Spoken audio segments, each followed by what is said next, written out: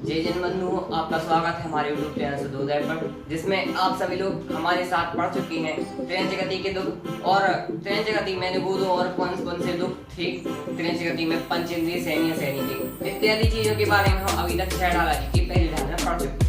तो आगे अब हम इसी को कंटिन्यूटी में रखते हुए अब पढ़ने वाले हैं नारकियों की भूख और प्यास से लेकर और कौन कौन से दुख होने वाले हैं, उन सभी को बढ़िया डिटेल में इसमें पढ़ने वाले हैं। तो आप सभी को पढ़ने में बहुत ही मजा आएगा, तो वीडियो से जुड़े रहे सभी लोग। चलो शुरू करते हैं ज्ञान की गंगा को बहाने।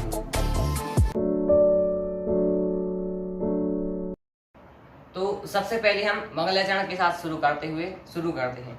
तो तीन भुवन में सार वीतराग विज्ञानता, शिव स्वरूप शिवकार नमः त्रियोग संहारिके। अब तक हम 10वें श्लोक में वर्णन पढ़ चुके थे कि जब नार की जीव जो होता है वह जब नरक की भूमि पर प्रवेश करता है तो प्रवेश करते समय उसको कौन कितने दुख उठाने पड़ते हैं, वो सब अभी हमने पिछली वीडियो में पढ़ा। उसमें हमने जाना कि उनमें नरक की भूमि को स्पर्श करने कितने दुख होते हैं। अब हम जानने वाले हैं 11वें श्लोक में कि नरक में सेमर वृक्ष, सर्दी और गर्मी के कौन कौन से दुख नारी के जीवों को होते हैं।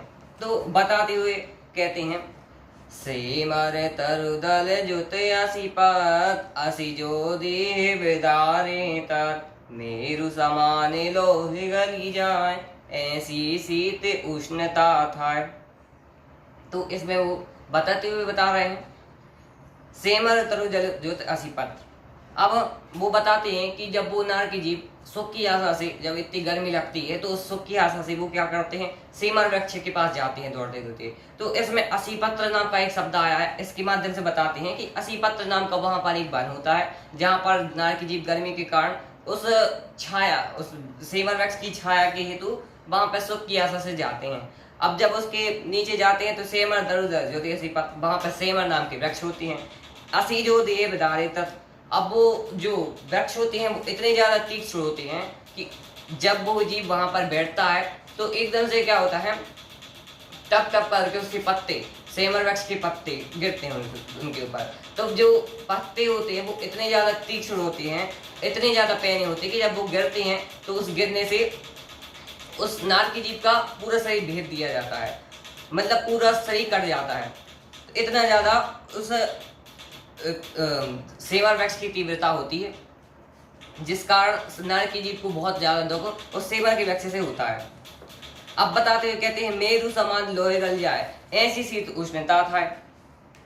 अब बताते हैं कि उस नरक में सर्द और गर्मियों की कितने ज्यादा दुख होते हैं। तो बता रहे हैं मेरु समान लोहे गल जाए। अब मेरु क्या होता है, मेरु आपको जानना पड़ेगा कि मेरु क्या होता है। तो मेरु एक प्रकार का पर्वत होता है जो कि जम्बूद्वीप के क्षेत्र, मतलब जम्बूद्वीप के विदेश क्षेत्र में पाया जाता है। उस मेरु पर्वत की चौड़ाई 1 योजन की है, 1000 योजन की है। तो आप समझ ही सकते हैं कि वो कितना ज्यादा चौड़ा होगा। उसकी लंबाई भी बहुत ज्यादा ऊंची होती है। तो ऐसे उस मेरु पर्वत को यदि हम उस नरक के बिल में यदि फेंके, अगर ऊपर से यहाँ मध्य लोक से अगर उस बिलों में फेंके नरक के, तो इतनी ज्यादा गर्मी होती है कि इसमें बताया है लोह गली जाए। अब गली के मतलब 2 होते हैं, एक तो गलना और एक होता है पिघलना। तो जब इस मेरु पर्वत को उस बिलों में फेंकते हैं तो जब यदि वहां पे गर्मी चल रही है तो इतनी होगी जैसे बर्फ को यदि अपन गर्मी में ले जाएं तो वो जैसे पिघलने लगता है, वैसे ही वो इतना बड़ा मेरु पर्वत भी वहां पर जाकर पिघलने लगेगा। अब गली का दूसरा मतलब होता है गलना। तो जैसे बरसात के टाइम पे जो नमक होता है वो कैसे गलने लगता है, वैसे यदि उसको अगर हम ठंडियों के टाइम पे इतनी ज्यादा सर्दी पड़ती है उस मेरु पर्वत को यदि उस नरक में फेंक दिया जाए तो वो जो मेरु पर्वत है वो भी गलने लग जाए। जैसे नमक गल जाता है वैसे वो भी गलने लगेगा। ऐसी वहां पर शीत और उष्णता पाई जाती है। तो आप सभी लोग इमेजिन कर ही सकते हैं कि वहां पर कितने ज्यादा दुख होता होगा कि वहां पर स्पर्श करने इतना दुख हो रहा है। यदि कोई नदी में जाए तो कितना दुख हो रहा है, नदी भी कैसी कैसी बह रही है वहां पर। और यदि इतनी सर्दी गर्मी पड़ रही तो कैसे कोई जीव रह सकता है। इतनी प्रचंड वेदना वहां पर हमें लिए सहने को मिलती है।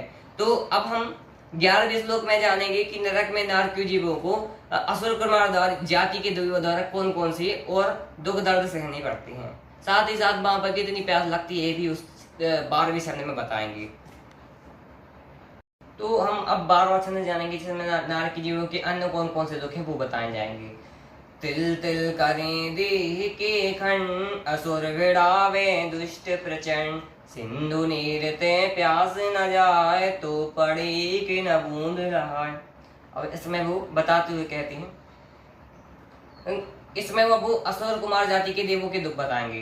तो अब नरक गति के जो दुख चल ही रहे हैं, तो इसमें आपको जानने की एक इच्छा होगी कि नरक गति में जाते कैसे हैं। तो आपके लिए सामान्य जानने के लिए मैं बताना चाहता हूँ कि नरक गति में कैसे ये जीव जाता है। तो जब यह जीव बहुत अधिक आरंभ परिग्रह करता है, साथ ही साथ संक्लेश परिणामों के साथ जब ये जीव मरता है तो इसको नरक की प्राप्ति होती है।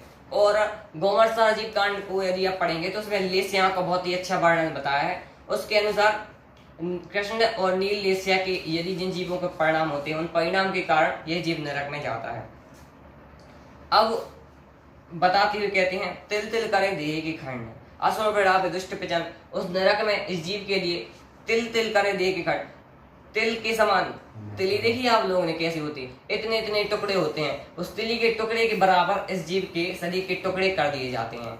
तो आप सोच ही सकते कितना ज्यादा दुख है वहां पर, कि इस जीव को जब वहां पे वो नरक में जा रहा है तो वहां पर इसको इतना ज्यादा मारा काटा जा रहा है कि इसके तिल के बराबर दान किए जा रहे हैं, इतने उस शरीर के टुकड़े हो रहे हैं। यदि हमारे थोड़ी सी खरोंची आ जाए हमारे शरीर में तो कितना दुख होता है। अब बताते हुए कहते असुर बड़ा दुष्ट प्रचंड, वहां पर असुर मतलब होता है कि असुर कुमार जाति के वहां पर देव होते हैं। देवों की कई सारी जातियां होती हैं, आपने पढ़ा ही होगा। अगर आप जानना चाहें तो आप तत्वार सूत्र जी में पढ़ सकते हैं। बता रहे हैं कि असुर कुमार जाति के देव उन नार की जीवों को बढ़ाते हैं और बताते हैं कि उन जीवों को अत्यधिक बढ़ाने के कारण आपस में उनको जाति स्मरण कराते हैं, जिस कारण उनको अपने पूर्व भाव की बैरी के बारे में पता चलता है। ऐसी पूरी स्टोरी है। तो उनके लिए वो असुर कुमार जाति के देव कुत्तों की भांति लड़ाते हैं, जैसे कुत्ते नहीं आपस में लड़ते हैं बिना कोई कारण के, देख लिया आपस में बैर मोल लिया, वैसे उनका भी होता है। वो आपस में लड़ते लड़ते वो एक दूसरे को इतना मार काट देते हैं कि तिल के बराबर दाने के उनके टुकड़े हो जाते हैं। सिंधु नीर ते प्यास न जाए, वहां पर इतनी ज्यादा प्यास लगती है कि सिंधु नीर, अब सिंधु नीर मतलब वो नहीं होता कि सिंधु नदी का पानी पी ले, सिंधु नदी तो कुछ नहीं है, वहां पर पूरे समुद्र का भी पानी पी ले। अगर तीनों लोग में जितने समुद्र हैं पूरा पानी पी जाए तो पड़े कि ना बूंद रहा है, तो भी उस जीव की प्यास नहीं बुझ पाएगी, इतने ही अधिक वहां पर उसको प्यास लगती है। तो आप ये मत समझिए कि वहां पर इतनी ज्यादा प्यास लगती है कि मतलब वो इतना पानी पी जाए, इतना तो वो नहीं होता है। लेकिन प्यास की इतनी तीव्रता बताई गई है कि इतनी तीव्रता होती है पानी पीने की कि वहां पे वैसे तो एक भी बूंद पानी नहीं मिलता, अगर मिल जाए तो उस जीव को तो लगता है कि यह भगवान पूरा पानी मिल जाता है तो भी हमारी प्यास नहीं बुझने वाली, इतनी प्यास उन जीव को लगती है। तो आप सोच ही सकते हैं कि कितने दुख बताए जा रहे हैं यहाँ पर। अब बताएंगे 13वें छंद में कि नार के जीवों में अभी तो अपन ने प्यास के बारे में समझा, भूख कितनी लगती है और उनमें मनुष्य गति की प्राप्ति कैसे हो सकती है उसकी बात तो पूरा वो बताएंगे। तो अब शुरू करते हैं 12वां छंद। तो अब शुरू करते हैं श्लोक नंबर 12, जिसमें नरक गति में कौन कौन से दुख और बचे हैं वो बताएंगे, जिसमें नरकों में भूख कितनी ज्यादा लगती है और इसके निकलने के बाद मनुष्य गति कैसे प्राप्त हो सकती है, ये पूरा वो बताएंगे। तो अब बताते हैं, कहते हैं, तीन लोक को नाज दुखार, मिटे न भूखे कड़ा न लहार, ये दुख बहु सागर लो सहे, करम जोगिते नर गति लय। अब इसके द्वारा वो बता रहे हैं कि 3 लोग को नाज दुखार।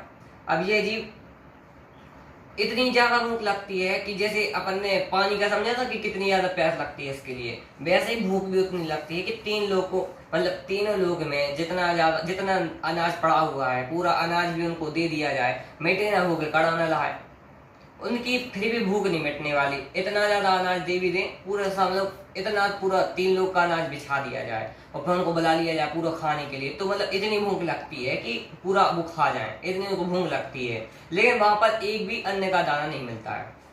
तो आपके मन में क्वेश्चन उठ रहा होगा कि फिर वो खाते क्या होंगे। तो बताते हैं कि जो नार के जीव होते हैं वो नरक में अत्यंत दुर्गंधदायक, कि उस मिट्टी का यदि एक कड़ी इस मध्य लोक में जहाँ हम रह रहे हैं उसमें अगर इतना सा टुकड़ा भी यदि इस मध्य लोक में लाया जाए तो करीब 2-3 किलोमीटर या 5 किलोमीटर के अंदर अंदर जितने लोग हैं वो उसकी बदबू से ही मात्र मर जाएंगे। इतनी दुर्गंधित वहां पर मिट्टी होती है, उस मिट्टी को खाकर भी अपने काम चलाते हैं, जो कि अत्यंत कड़वी होती है। तो मजबूरन उनको वही खाना पड़ता है, फिर इसको खाकर वो अपना जीवन मतलब जो भी होता है वो बिताते हैं। ये दुख बहुत सागररस है।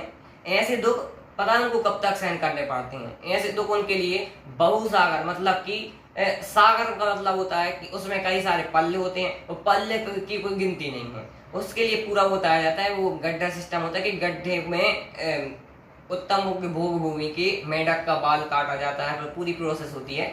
तो ऐसी एक पल्ले बनता है, पल्ले के भी कई करोड़ों पल्ले मिलकर एक सागर बनता है और उस सागरों में भी इसकी 33 सागर उत्कृष्ट आयु होती है, अगर 7 मिनट में पहुंच जाए जैसे तैसे। और सबसे कम आयु होती है 10,000 वर्ष।